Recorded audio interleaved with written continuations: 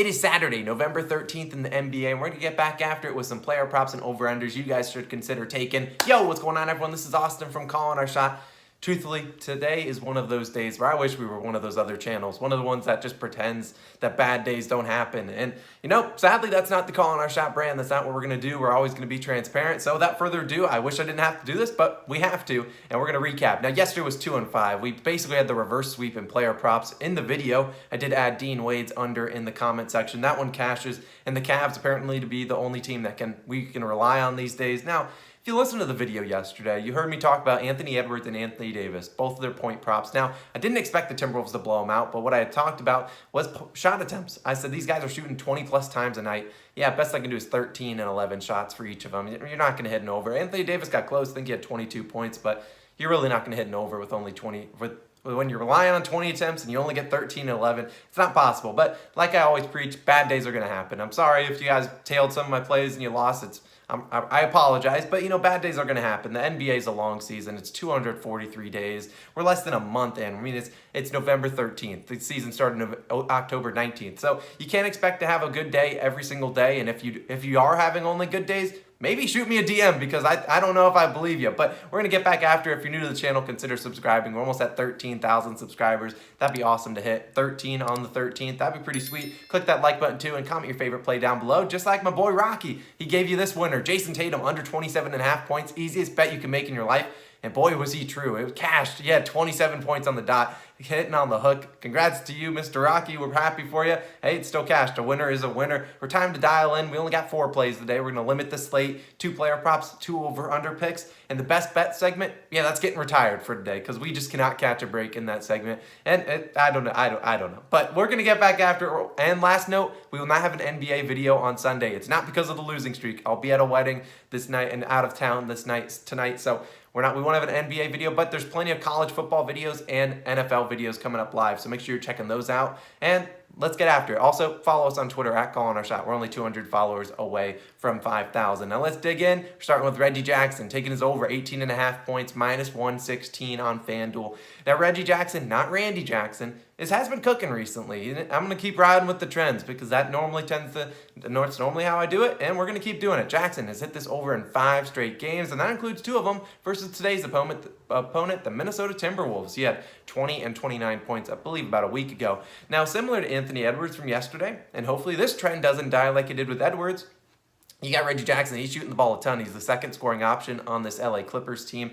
And yeah, he's shooting 16-plus attempts in each of the last 6 games, averaging 17.2 attempts per game. A lot of those coming from the three-point line. I like the matchup against the Timberwolves. Like I said, he's already hit it twice against them this season, and we're going to keep riding with it. I think he's got a good chance to do it again tonight. Over 18.5 points. I think he's a lock to get 20, so I'll lock him in. Now, we're going to move on to another player prop, and like I said, he shoots a lot of threes. So there's a lot of shot attempts and a lot of three-pointers. He should be able to knock some of them down.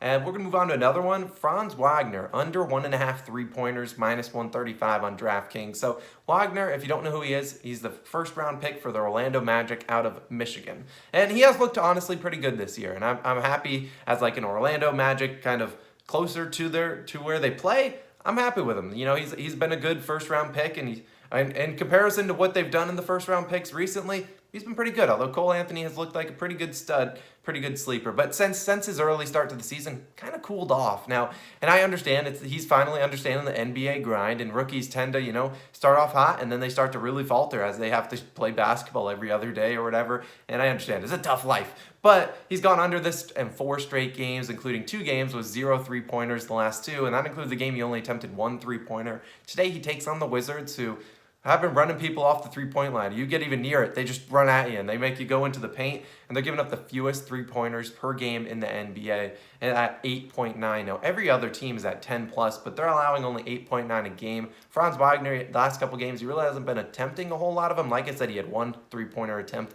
in a previous game, and I think the Wizards' defensive philosophy will continue to run people off the line because hey, they're 8-3 at the top of the Eastern Conference, so props to them. So I'm gonna ride with Franz Wagner under 1.5 threes, and I'm gonna live with that trend that's going on because I think he won't attempt a lot of them tonight. Now that segues pretty easily into our next play. The Magic, we're taking your team total under 99.5 points. So 100? No, you're not scoring it. -110 on DraftKings. Now, I've talked about the Wizards' defense enough today, but last note, they have the 4th highest defensive rating in the NBA. Now, the Magic, we don't care about their defense, truthfully. We care about their offense, and that currently ranks 27th in the NBA. They failed to score 100 points in 3 of their last 4 games, and the Magic, for whatever reason, they seem to only play well on the road. I believe their only home win this season has come against the Utah Jazz out of all teams, which after a couple nights ago, it fits the bill. But Magic, sadly, you guys aren't playing at the road. You're at the Amway Center taking on the Wizards. And so the Wizards also will be without Bradley Beal, so I imagine they'll slow down the offense a little bit, won't necessarily be forcing fast breaks like they normally would with Bradley Beal out there. There's a reason this over-under is set at 203.5 points. It's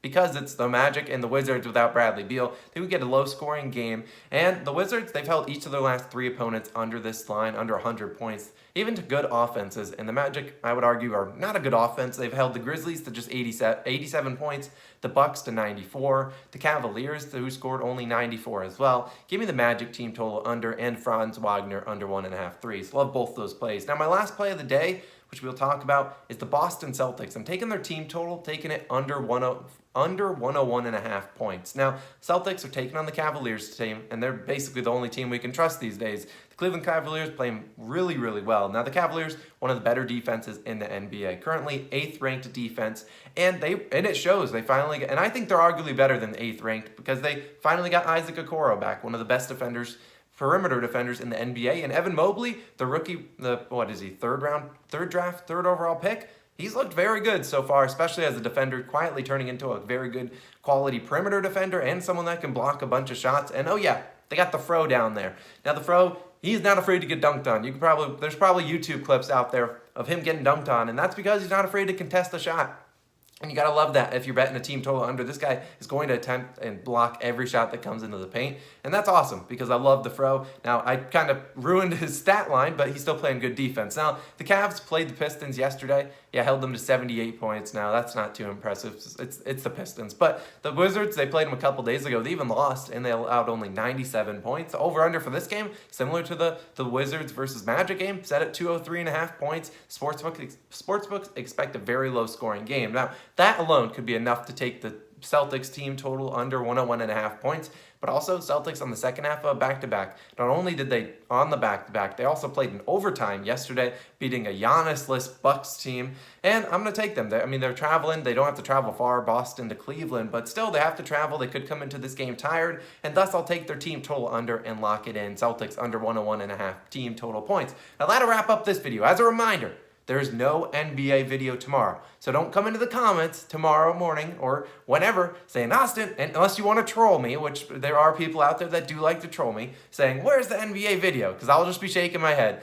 But I'll be back Monday morning, so don't be worried. We'll be back, and we'll be back the rest of the season, obviously. Now check out the videos on the screen. We got NFL parlays and player props coming up live tonight, Saturday night. And also we have the NFL Week 10 Best Bets video already live and college football Best Bets video live as well. I appreciate you guys for showing all the love, not only on the channel, but also on social media. Like I said, only 200 followers away from 500 on Twitter, and I think we're only a couple away from 1,000 on Instagram. So we appreciate you guys. Check out the NFL videos. Let's have a great Saturday and a great Sunday for the NFL. We'll be back Monday morning. I'll catch you guys then. Peace.